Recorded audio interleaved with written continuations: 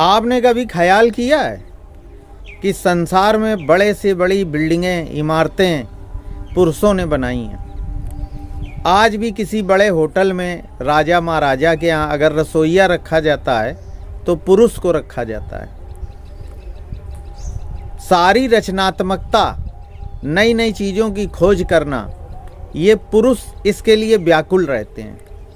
संसार में जितने भी खाने बनाए गए हैं वो घर में स्त्री भले खाना बनाती हो, लेकिन संसार में नए नए खानों की, नए नए प्रकार के भोजन की खोज मर्द ने की है।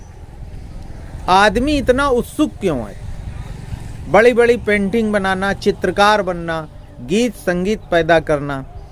आपको जानकर आश्चर्य होगा कि संसार में जितने भी वाद्य यंत्र हैं सब पुरुष ने बनाए हैं। पुरुष क्रिएटिविटी में लगा रहता है, कुछ बनाने में लगा रहता है। इसके पीछे एक बड़ा मनोवैज्ञानिक कारण है।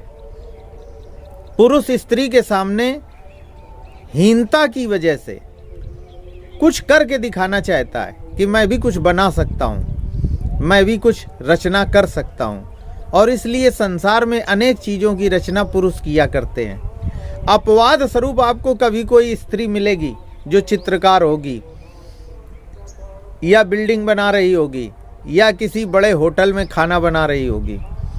सब जगह आपको पुरुष ही रचनात्मकता में दिखाई पड़ेंगे, कुछ नया बनाते हुए।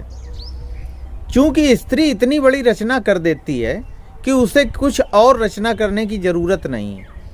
स्त्री पुरुष पैदा करती है, बच्चा पैदा करती है, और वो पूरी प्रकृति में स्वयं इतना बड़ा रचना है, स्वयं इतनी बड़ी बात है कि उसे इसके अलावा कुछ और करने की ज़रूरत ही नहीं है। वो स्वयं इतनी बड़ी रचना को प्रस्तुत कर देती है, और इस वजह से अचेतन मस्तिष्क में आदमी के ये चला करता है कि मैं स्त्री के सामने कहीं छोटा ना हो जाऊं, तो वो संसार में खोज किया करता है।